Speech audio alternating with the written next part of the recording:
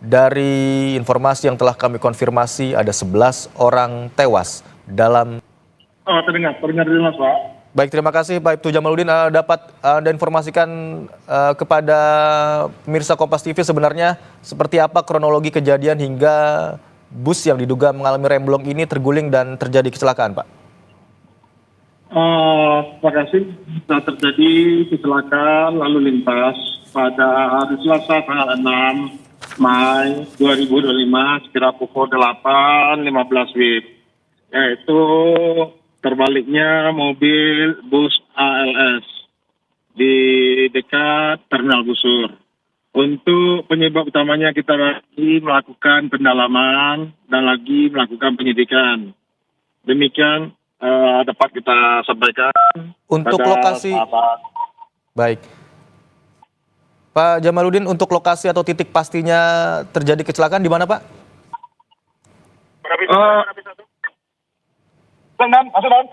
Silakan jalur ke rumah sakit. Halo Pak, kita siapkan jalur ke rumah sakit. Pak Jamaluddin? Iya Pak. Iya Pak. Untuk titik tepatnya atau lokasi tepatnya terjadinya kecelakaan bisa dijelaskan, Pak? Di mana? Oh, di jalur 2. Di jalur 2 dekat Terminal Busur, Kota Padang Panjang. Bus ini dari arah mana dan tujuannya ke arah mana, Pak, rencananya, Pak? Dari Medan menuju Jakarta, Pak. Untuk korban terluka maupun korban tewas, apakah sudah terdata hingga siang hari ini, Pak? Untuk menghindari terjadinya simpang siur informasi dari korban, baik yang meninggal dunia maupun luka-luka, nanti akan kita informasikan kembali, dan sekarang saat pendataan untuk jumlah korban, demikian. Korban sementara dibawa kemana, Pak? Untuk sementara sedang kita didata oleh pihak rumah sakit maupun dinas kesehatan, karena tidak di satu lokasi rumah sakit, ada RSUD, ada YARSI juga, ada di Puskesmas. Baik, berarti seluruh penumpang baik yang menjadi korban juga sudah berhasil dievakuasi ya, Pak, dari bus ya, Pak, ya? Sudah Pak.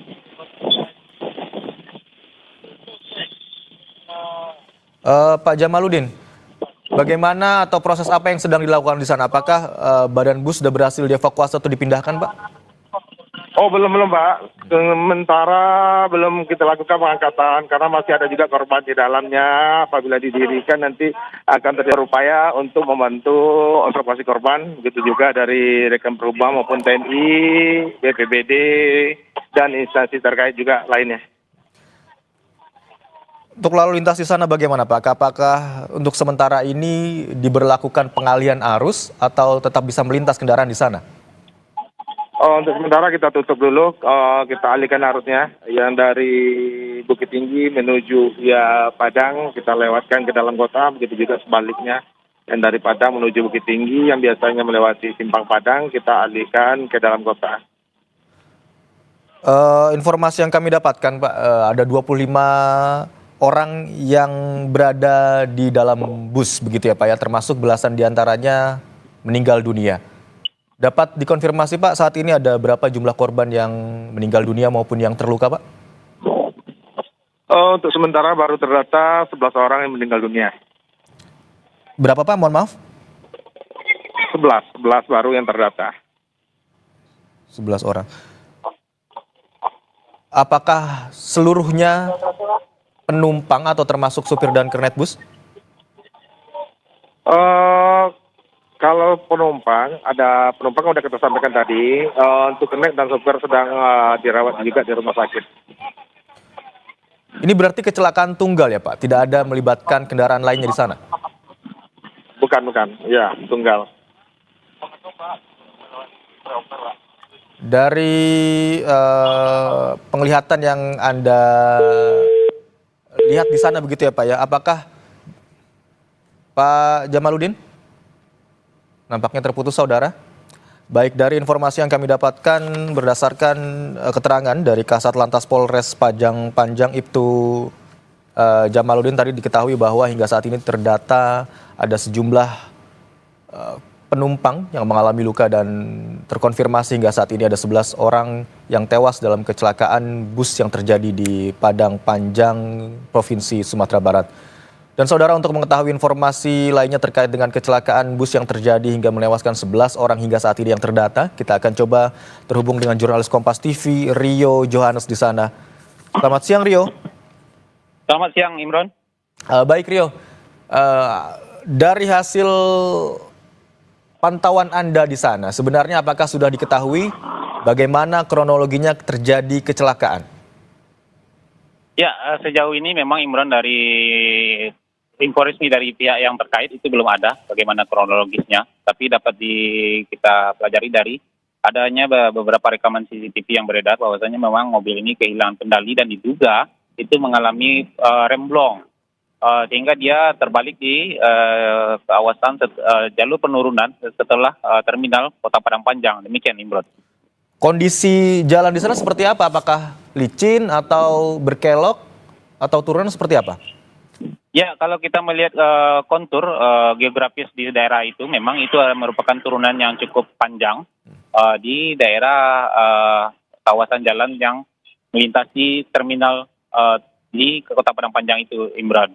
Jika kita melihat pelajari video CCTV-nya, memang kondisinya laju bus AIS ini bisa dikatakan cukup kencang, dan dari keterangan awal itu memang diduga truk ini mengalami remblong. Demikian, Imron.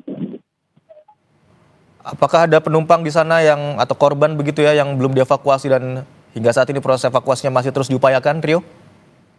Ya, Imran, untuk saat ini memang itu tim gabungan masih melakukan proses evakuasi karena memang diduga masih ada korban yang terhimpit badan bus yang terbalik. Dari Padang sendiri juga sudah dikirimkan tim Basarnas itu lengkap dengan perlengkapan untuk evakuasi korban kecelakaan kendaraan dengan alat hidrolik untuk mendorong jika nantinya ada beban yang tidak bisa diangkat dengan tangan. Dan sejauh ini dari hasil hingga siang ini, tadi ada juga satu korban lagi yang berhasil dievakuasi dalam kondisi meninggal dunia. Dan data sementara memang disampaikan bahwasanya di sini ada 11 orang. Dengan adanya tambahan tadi berarti ada 12 orang yang meninggal dunia akibat kecelakaan ini. Sementara 17 orang lainnya itu berada di IGD RSUD Padang Panjang. Lalu ada 5 orang di IGD Yarsi. 3 orang dirawat di puskesmas terdekat. Demikian, Imron. Berarti jumlah penumpang termasuk supir dan kernet apakah sudah terdata di sana atau ada datanya, Rio? Ya, sejauh ini memang pihak terkait masih fokus untuk melakukan proses evakuasi mobil bus ini di kawasan TKP. Dan untuk pendataan memang belum dilakukan pendataan secara rinci, baru korban-korban yang berhasil dievakuasi dan korban-korban yang sudah sampai di pusat layanan kesehatan terdekat. Dan di mana diantaranya ada sejauh ini meninggal dunia masih 12 orang. Datanya masih masih fluktuatif, masih berkembang. Di IGD RSUD Padang Panjang itu 17 orang. Di IGD Yarsi, Rumah Sakit Yarsi itu 5 orang. Dan di Puskesmas itu ada 3 orang. Demikian, Imron. Untuk lokasi tepatnya terjadi kecelakaan dan saat ini badan bus begitu yang belum dievakuasi, titiknya di mana, Rio?